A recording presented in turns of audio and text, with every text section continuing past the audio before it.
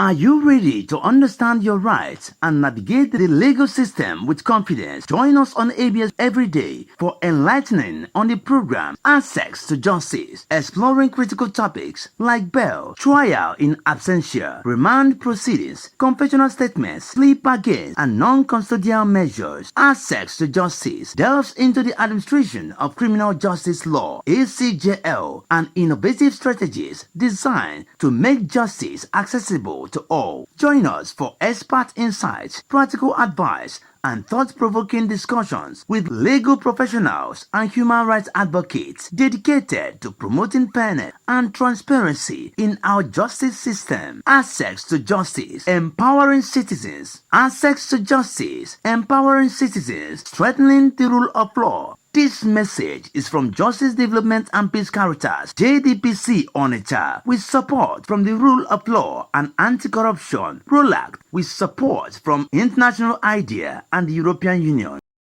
Beautiful morning to you out there on Good Morning Anambra, this Thursday edition on 12th of December 2024. My name is Ajuluchuku Okabwe, and today in the studio we'll be discussing about our topic, bail, a right or a privilege. Well, I guess just sit down, relax, and enjoy to get to know what the bail actually really is, if it's a right or a privilege. And in the studio with me this lovely morning, we have Barrister Ifechukwu Dan Jacobs, who is a public affairs analyst. Right to have you. Good morning, Barrister. Good morning, presenter. Good morning, viewers. You are welcome to the program. Well, lovely to have you here. My name is Ajuluchuku Okabwe. Quickly, let's get down to the nitty-gritty of what we have for you today. Remember that today's edition is of Good Morning Anambra is sponsored by the Justice, Development and Peace Caritas JDP Onitsha, sponsored the Rule of Law and Anti-Corruption ROLAC, too, with support from International IDEA and European Union, and in collaboration with the state government through the Ministry of Justice with ROLAC. Good morning, Barrister. Glad to have you here. Good morning, presenter. Yeah, it's always good. With the wave of news that we have here flying around in our social media recently, where you see Dele Farutumi being paraded over issues of comments made in his book, people begin to wonder, like the topic we're talking about today, bail, is it, a privilege or our right? Well, from our legal point of view, bail is a right, not a privilege. But that right is qualified right in the sense that when you commit an offense, the law says that it's not something serious. They regard it as a felony. It's not regarded as serious felony, like issue of treason or murder. Yeah. These two offenses, bail might not be as of a right. Before you can be granted bail on issue of treason or murder, certain conditions must be considered and met before you'll be allowed to go on bail on these two major issues. But on any other felony or misdemeanor, bail is of right, because Section 35 of 1999 Constitution, under fundamental rights of the right to liberty, you see, they guarantees right to liberty. So when we have such conditions provided in our Constitution, right to liberty, you don't restrict people unnecessarily. Then on the Section 36 sub 5 says that any accused person is presumed to be innocent until the contrary is proved. Based on these two sections, bail is of right. Because somebody who said that they committed a crime without evidence led, you can't hold him. You presume that he's innocent until you lead credible evidence to convict him, to indict him. So at that point, these two major sections of our constitution, bail is of right. You can't deny a citizen of Nigeria bail based on presumption of offense. Okay. Or mere suspicion. You must prove it. That is why in criminal trial, the standards prove beyond reasonable doubt. Now, talking in criminal terms, we've seen cases where people entrusted with public funds are seen to be embezzling and mismanaging public funds, and then we see them arraigned in courts, courthouses, and granted, some astronomical amount of money as bail. You hear 100 million, 200 million, and you begin to wonder, this person is a public figure, as in a civil servant.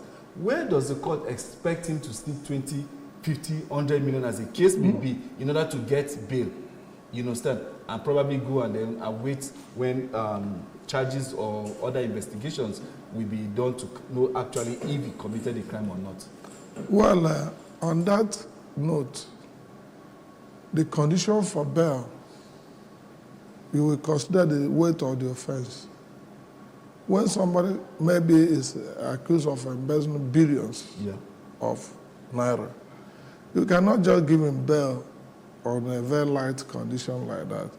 That money they pronounce, you will not pay it, but you provide surety a large sum.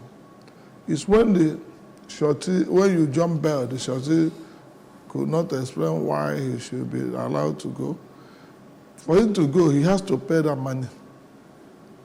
But that money in itself is way beyond the person's income bracket. So where would the person get? When you are alleged that somebody stole up to 5 billion, assuming, just for example, and you gave him bail condition of maybe 200 million, how many percentage of that amount? Do you get the point? It's that they're looking at that amount of money, not at his salary, because the person have committed an offense, have misappropriated the fund. Maybe the fund is saved in an account or somewhere else. It's expected once he refund it, maybe for plea bargain, they will not have provided for plea bargain now. If he actually accepts that he's guilty, okay, let me pay social amount, reasonable, they can allow him to pay and go. But the bail condition must be to the extent that the person that will shorty him make sure that he provide him. That bail condition to make sure that he be available to start his or her trial. Do you get the point? Not that you provide that money immediately. It's when he or she jump bail that the shorty will be asked to pay to the government. We, in our police stations and many other prisons, you see a whole lot of people that are behind bars awaiting trials, most of them for crimes they do not know anything about. And yet they tell you that bail is free, and they tell you that bail is a privilege. So why is the justice system in Nigeria so interested in having people incarcerated for most of the time, the problem is from investigation. The police force in Nigeria is not doing their job the way they ought to do it. Before you charge somebody to court, you might have got enough evidence. The proof of evidence might have been so weighty to you as the officer that is trying to bring the person before the court of law. You might have concluded, but now once you report somebody that he committed a crime, police will rush without preliminary investigation. They're supposed to conduct preliminary, unless if you call the person committing the offense, you don't wait to conduct preliminary. You arrest that person there and then. Arraign the person. And most of the problem we have is at the police state, for police to grant you now administrative bail, they will demand for a certain amount of money. Which is wrong. They know. They will tell you, even in the administration, they will tell you that bail is free. But you need to pay something. No, bail is free. What are you paying for then if bail is free? Forget about their language. They will tell you that bail is free. But for you to now take somebody on bail at a police station without bringing out something, it becomes very difficult. And the problem is that the authorities or the management of police force, they are not helping matters.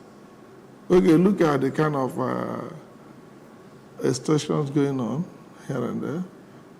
Does it supposed to be so?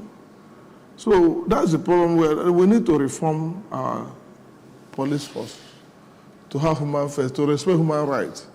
Because most of those people are waiting trial. Police will just bungle them. Some of them, if they could not afford police bail condition by providing what they needed, they might take the person to court and remand in prison custody. Once you are reminded that you don't have someone to come for you, you'll be there. Even if it's an offense that will attract maybe 6 months imprisonment, the person might spend 5 years, 6 years there. Because our justice system is not that kind of strong to supervise activities of law enforcement. Because the court, although they provided for that, the magistrate should be visiting police cell and prison to find out. But if at the long run, you find out that those things that are supposed to help the masses, they are not being done the way they're supposed to be done. Do you get the point? That's the problem we're having. The implementation of we have very good laws on paper, but the implementation is the major problem. All these issues we are talking about overseas, when you look at our laws, they are provided for. The law said the magistrate should be visiting the police cell. If you visit, ask questions. What regularity? Is it a quarterly thing? Is it a biannual thing? Monthly, I think, on quarterly basis, monthly basis. Before a month runs out, the administrative magistrate is supposed to visit police within the jurisdiction to find out those that are there that are supposed to, their matter is supposed to be looked into by the court.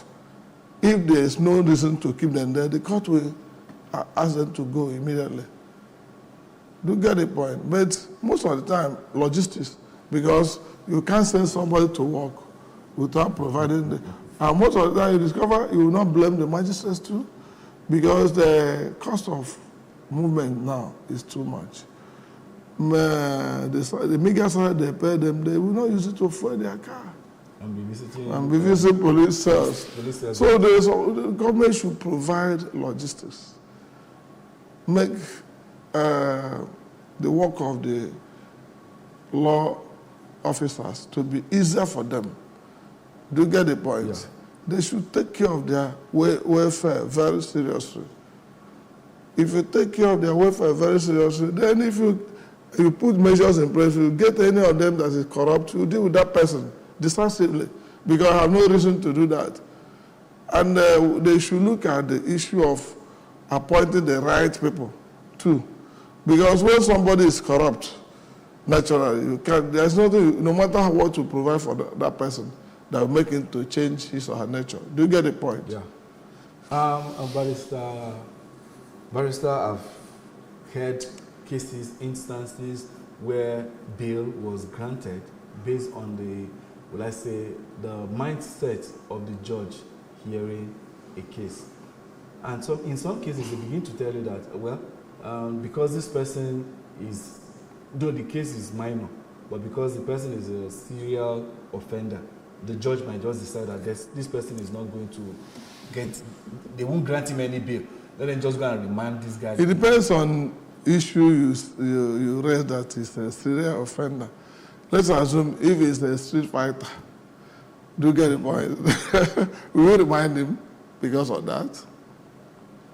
You can ask him to be coming on daily basis to see the magistrate or see the police officer, or you take him to community work to humble him. Do you get the point? Not to remind him in the prison custody. Because our prison, or what now we call it correctional services, where the correctional center are not actually meant to be correctional center indeed. Because people will move in there, better persons, and come out worse. Do you get the point? Somebody might move in there as a bad person, but by the time he comes out, it becomes worse. Which correction have taken place. But if somebody moves in correctional center as a bad individual and calls out a better person. You know that there's some correctional measures that are taking place. But the issue we have is the issue of management of our laws, enforcement. Not that we don't have good laws. Bail, an issue of bail, the court's supposed not to attach statement on it.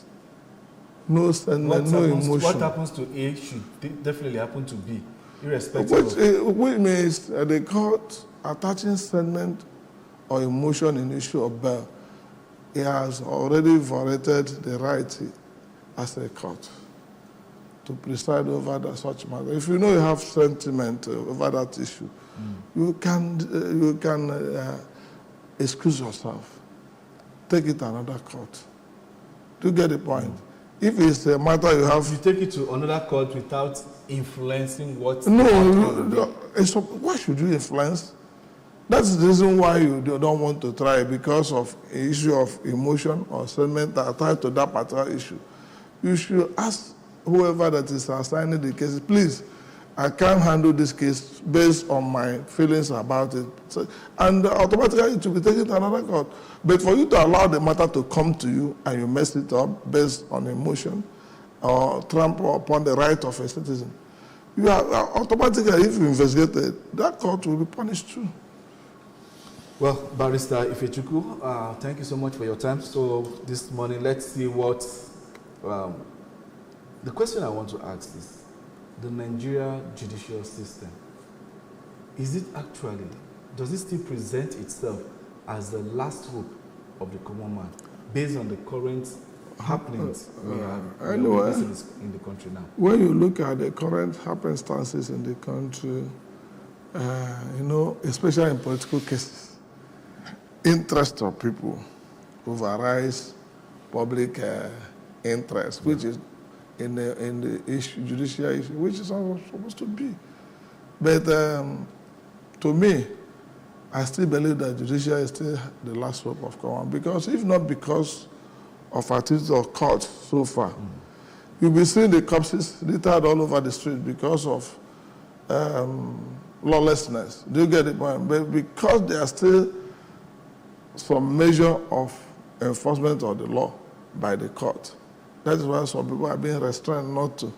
Some are being deterred not to do the wrong thing. While the masses are being restrained, you understand, the elites, the political class are acting with impunity. That is the area where... So now, the question is now, if it's not the hope of the last man, what can be done in order to check the excesses of the elites, those that were elected, in order to look or cater for the affairs of the electorate? The problem we have is that we have strong human beings, strong individuals in this country. We don't have strong institutions.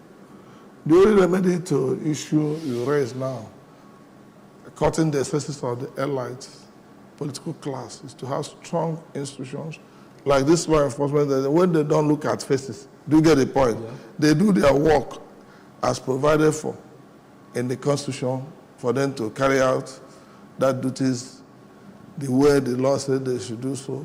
Even if your brother is involved, let him know this, nobody's above the law. Once we allow rule of law to take its root in this country, every other thing will fall into line. Every other thing will fall into line. Rule of law, does that equally include freedom of speech to a certain extent? Of course. The press not being gagged, as the case may be. See something, say something, do something. Good. When you allow freedom of speech, allow press to criticize the government freely, the way it's supposed to be, you are now encouraging the government to sit up. Without criticism, the government will not know it's wrong. Do you get the point I'm making? But the problem we have in this country is that our leaders want praises at all times. Do you get the point? They will be doing the wrong thing and they will still want you to praise them. They know quite well, even in appointment of judicial officers, we should look into it because the standards have been watered down. Okay, imagine a situation whereby a sitting governor will appoint his wife into the bench as a judge, or a daughter, or a nephew, or relations. Those that you know that they have been exposed to politics. They have been politically been exposed. And I do think that one issues that comes to, that have to do with the governor or the election come to their table, that they will handle it without issue of influence, personal interest. Do you get the point? But when you appoint people with courage, knowledge of law, you look at certain things. Before you appoint somebody to be in the bench, that person will, first and foremost, must be qualified. Secondly, that person must be courageous. Do you get the point? It must not be somebody that have a insatiable thirst for money. Do you get the point I'm making? It must be somebody that's contented with what he or she has. Do you get the point? Yeah. Because the problem we have is that issue of avarice. People are not contented with what they have. In Nigeria today, we are in contest who will be the richest person. We are not talking about well-being of the society, the standard. You don't see lawyers, your profession, you understand, practicing lawyers, your stands, your justices, as the problem of this country. Well, when you know the right thing to do, yet you don't speak to the necessary authorities in order to get them to do the right thing. Don't you think we are facing that issue too? Let me tell you. Your profession not really living up to its responsibility. You can't generalize the issue of misconduct in the bar. We have many decent lawyers in this country. Even our son, we have some of them that are this, but we have some of them that are actually messing up. They know themselves. They mingle with politicians. Most of the time, there are people that handle their political cases. There are tribunals and the rest of them. The rest of them. But there are some decent lawyers that will tell you the truth at your face. And there's not a damn the consequence. We've seen one that has been bold enough to say what he feels is right. Well, see the way he's been no. The issue of Dele Faro TV, yeah. I take an exception to certain things there. Where your right and another man's right begins, there are certain things, if you don't have, let's watch the way the drama is unfolding. Do you get the point? By the time he comes to trials, let's see whether he has enough evidence that gave him that courage to publish that defamatory statement. Do you get the point I'm making? Because once we this is somebody's opinion about somebody. In this kind of issue, your opinion does not count. You can't defame another person in the name of opinion. In an issue of that nature, you must have a concrete evidence to defend yourself. And in the issue of defamation, once you prove that it's an existing fact with clear evidence before the court, it is no longer defamation. It becomes a reality. Do you get the point I'm making? I understand what you're saying. But you cannot just raise your opinion. What is amusing to me is that this young man is a lawyer himself, so I believe he knows what he's doing. That's what. But even personally, I'm still. If it's based on his opinion, you know that he has to be evaluated psychologically. Do you get the point? Okay. Because he must go for psychiatric evaluation if he's on opinion. But if he has facts, I'm waiting for his trial. Thank you so much. Things will definitely be okay if we get to do the right thing. The topic for discussion this morning was bail, if it's a right or a privilege. And really, I learned a whole lot with Barrister Ifechukwu Dan Jacobs, public affairs analyst, also delving into it and really giving me insight into the rules of the law when it has to do with bail and the rest of it all. Then we still have a whole lot to bring to you. Though this segment is ended, but we still have another segment that will be coming your way shortly. And that's how we're going to be wrapping it up on this segment of Good Morning Anambra, the discussion segment. I still remain Ajiluchukwu Okabwe. Thank you so much. Thank you, presenter. Viewers, thank you for giving us your time. Don't go anywhere. The show continues shortly.